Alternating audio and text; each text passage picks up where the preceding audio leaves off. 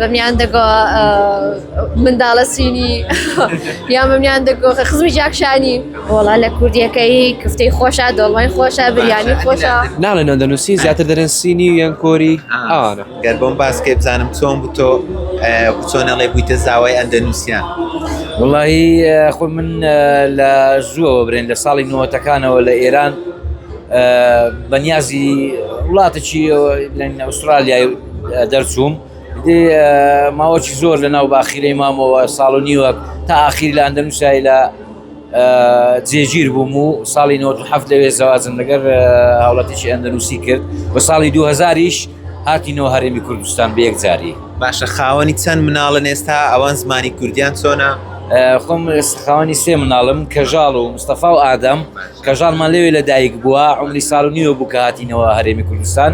و مستەفا و ئادەمیشمان لێرە لە دایک بوونا ئەلحەمدولێلە لە زمانیش هیچ کێشەیان نییە نە لە زمانی کوردی نە لە زمانی دایکیان. باشە کاک ئارام بۆ تو زەحمەت نەبوو لەگەڵ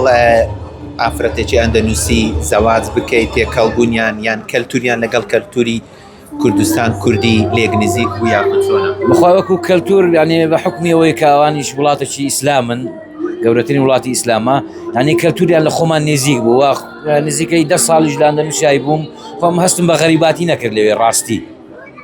ئیدی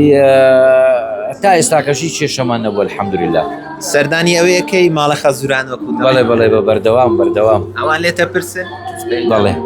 ڕۆژانە مران داواسمان لەگەیەکمان هەیەمانە و بەخۆشم بە حکمیەوەی کە نوێنەری سەفارەی ئەندەنووسیمە لە هەرێم بخۆم لەوانەیە ساڵی وایە 3000-4000 سەردانی ئەندەنووسیا دەکەم بە ئیفات دەچم. سپاس دەکەم مەسمە لای کەژاڵخان سڵاوت لێبێ. ماشەڵڵا فەیست بە ئەندەنووسیان نەچی بەس کوردێکی زۆر باش قساکەی بزانم زمانی کوردی بۆ تو ئاسانتر بوو فێربوون یاخود ئەندەنووسی؟ بەخێر بێن حەسەب ینی ئەوەی کە من لێرە گەورە بوویمە زمانی کوردی لە بۆ من زۆر زەحمەت نەبوو لەبەرەوەی خوێندنیشم لێرە کردیە لە ماڵێ بە ئەندەنووسیش قسەم کردیە ینی فێر بوویمەوە زمانی داکمە هەر دەبی فێر بم بەس زمانی داک لە بۆ خۆم کوردی بووە لەبەرەوەی لە مەکتەب و هاوڕێیەکان و خزم و کەس و ئیدی هەموو بە کوردی لەگەڵم گفتوگۆیان کردیە کوردیەکە لە بۆ من ئاسانتر بووە. باشە کوردستان بە لای تۆ خۆشیان ئەندەنووسیا یان کەلتوری کام وڵاتە زۆر سەرنجی ڕای لەلایەنی کەلتور هەردووچیان وەچیەکانی زۆر فەرقی نییە لەبەرەوەی هەردووچیان دەوڵەتی ئیسلامینە کەلتورەکە فەرقی نییە یعنی ئێستاگە من بچمە وێندەریان لێرە بم هەمان شتە لە بۆ من شۆک نابم برێم ئەوە بۆ کولتوری وانە و هایە ئیمە ئەو هایە شۆک نابم لێک نزیکە. باشە خەڵکی مەسەلەن هەولێر کە تامبینن ئەتۆ بە شکل ئەندەنووسی بە زمانێکی کوردی ئەوان چتان پێڵێن ینی باسیەکەن؟ بەگچکەی ئاپێ پێیز ئاز دەبوومە بەمیان دەگۆ منداڵە سینی یا بەمیان دەگۆ خزمی جاکشانی بەزیدی لێ لەگەر لێ ڕاهاتم ئێستا کە پێم دەڵێ پێم احتیاج ینی ئەسڵ میانی برادەرەکانم یان خزم و کەس کە باسم دەکەن بە شانازێ دەڵێنەوە ئەندەنووسی و کوردی خۆمانە تێکەڵە. باشە ئەو شتانی کە لێرە دەیفرۆشنی ئێوە چیە بابەتەکان و ئەندەنووسیەوەیە؟ ئەوانە هەموو بابەتیان دەنووسینە هەمووی پرۆدەکتیان دەنووسینە ئەوانەمان هینایە کە لێرە لەگەر زاری خەڵکی کورد بگونجێتن هەندێک شت هەیە مەسەلەن ئەوان زیاتر لەبەرەوەی چاردەوریان بەحرا زیاتر سیفود دەخۆن لێرە کەمتر سیفود دەخۆن کەمتر تیژیک دەخۆن ئەوانەمان تۆزە کەمتر کردەوە ئەوانەمان هینایە کە خەڵک کوردیان ئەوە سامبڵە ئەوە زۆر کللتوری ئەندەنووسیایە ئەوە سۆسەکی وەکو بڵێ گوندیە لە ئەندەنووسیا تیژە ئەچەندە ینی لە بۆ کوردان تۆزە ئەوە بڵێم ئەوانەی کە دێنێرە سەردانتانەکەن کوردەکان چیەڵێن بە عنی خواردنەکانیەوە بەرهەمەکانیەوە دەبەن یاخودنا حەزیان پێ بەڵێ ئێستا ئەمە زۆربەی خواردنەکانیان پرۆدەکتەکان تێسمان هەیە کە دێن دەپرسن ئەوە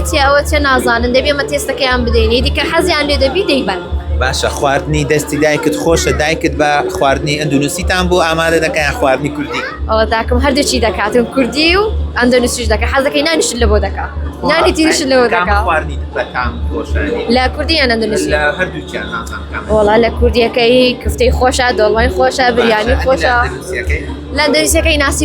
گۆرەنگی خۆشە ڕندانگی خۆشە ئەوانە پێویستە تاقیکەنەوە زۆر خۆشە. ئێوە بە بەردام ئەو دوو خواردن ئەیخۆن لە ماڵەوەی هەردوو وڵات ئەم کوردیە خۆن هەم زیاتر یاڵە کوردیەکەش هەیە و ئەندەنویسەکەش هەیە بە زبابم زیاتر دەری ئەندەنویسەکە داکەم دەرێنە کوردیەکە یان ێستا حەکس بۆ تۆ با دویتان لە بۆ ژیانکردن و ئەو شتانەش بام دەڵێ با بچین ئەندەنویسای داکردێنە لێرە دەژی باشە دەست خۆش باوسمە لای کاک مستەفاش کاک مستەفا بزانم تۆ تەمەنت چەندە لێرە ئەخوێنیت بە زمانی کوردی بەڵێ لە هەر لە کوردستاندا خوێنم 7 ساڵم مانگەچی دەمە هەشتا لە چ قۆناغێکی خوێندنی هەر لە ئەوەی بوو دادی ئەمەڵی پۆلی چەندی پۆلیدا باشە ئەو هاوڕێیانت قوتابیەکانت کە بینن لەوێ چی بە تۆڵێن ئەڵێ ئەندەنووسی یان کوردی کە پێت ناڵێن ئەندەنووسی زیاتر دەرێن سینی و یان کۆری ئاوانە تو هەستی تۆ چۆنە خۆ پێت پێدەیز عاز نابیان نا وڵا لێرە هاتیمە بەس بە گچکەی پێز ئازابم بە زۆر تۆ باشە حەزت لە کەلتوری کوردستان زیاترە یان ئەندەنووسی ئەوەندەی لە زیاتر کوردستان بخۆم هە لێرە دایکمە لێە زیاتر لێرە سەردانی ئەندەنووسیاکەی چاوە جادەچم چ خواردنەکی کوردیت پێخۆشە یان ئەندەنووسی خواردنی کوردی بریانی زیاتر ئەدی لە ئەندەنووسی لە ئەندەنووسی ڕندان